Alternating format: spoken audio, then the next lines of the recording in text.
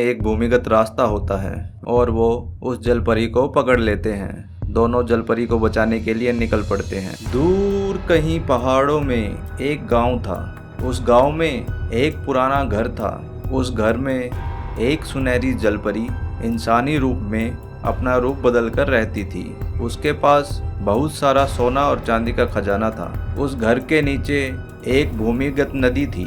उस नदी में सुनहरी जलपरी अपनी कुछ मछली दोस्तों के साथ रहती थी। इस तरह उनका जीवन बहुत मज़े से गुजर रहा था। उधर गांव में रंगा और बिल्ला नाम के दो चोर रहते थे। उनका काम गांव वालों को लूटना था। वो हर रोज़ किसी ना किसी को लूट लेते थे और इस तरह वो पूरे गांव में चोरी करते फिरते थे। वह हर किसी को अपने जाल में फंसा लेते थे और फिर उसका धन लूट लेते थे। इस तरह धीरे धीरे करके उन्होंने पूरे गांव को लूट लिया। अब गांव में किसी के पास भी धन नहीं बचा था। एक दिन की बात है, रंगा और बिल्ला एक पेड़ पर बैठे हुए थे। तभी रंगा को सुनहरी जलपरी इंसानी रूप में जाती हुई दिखाई देती है, जो बाहर से कुछ सामान लेने के लिए आई हुई होती है। रंगा बोलता है, अरे बिल्ला देखो, यह लड़की कौन है? इसे तो मैंने अपने गांव में कभी नहीं देखा।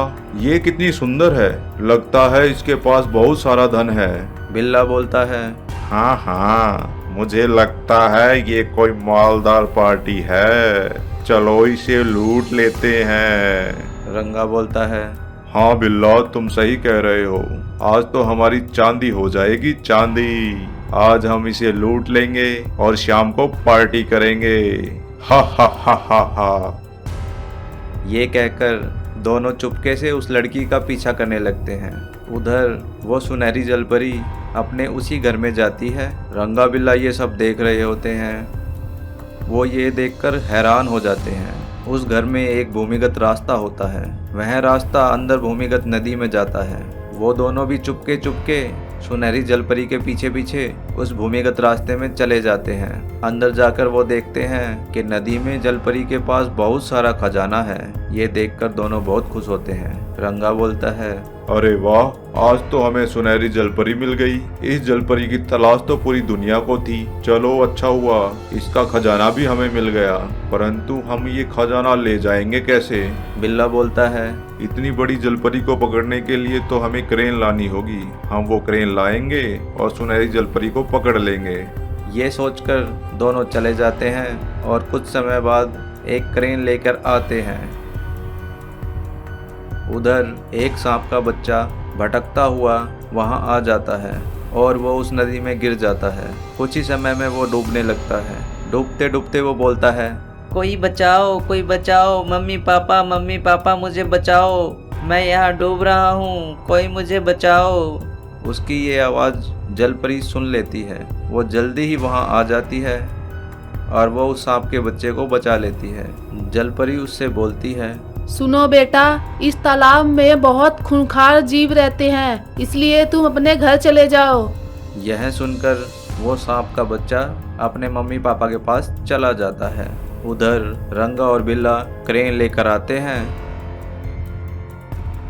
और वो उस जलपरी को पकड़ लेते हैं। वो उस जलपरी को लेकर अपने घर पे जाते हैं और वहाँ उसे कैद कर देते हैं। सांप का बच्चा ये सब देख लेता है।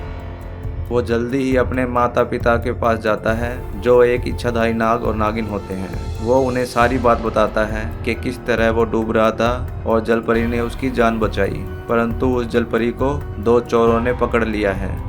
ये सुनकर इच्छाधारी नाग और नागिन दोनों जलपरी को बचाने के लिए निकल पड़ते हैं। जल्दी ही वो रंगा और बिल्ला के घर पे पहुंच जाते हैं। वो देखते हैं कि रंगा और बिल्ला ने सुनहरी जलपरी को पकड़ा होता है। ये देखकर इच्छाधारी नागराज को गुस्सा आ जाता है और वो अपनी शक्तियों का वार रंगा और बिल्ला पर करते हैं। रंगा और बिल्ला की जीवन लीला वहीं समाप्त हो जाती है। फिर वो दोनों जलपरी को छुड़ा लेते हैं। जलपरी उन दोनों का बहुत बहुत धन्यवाद करती है।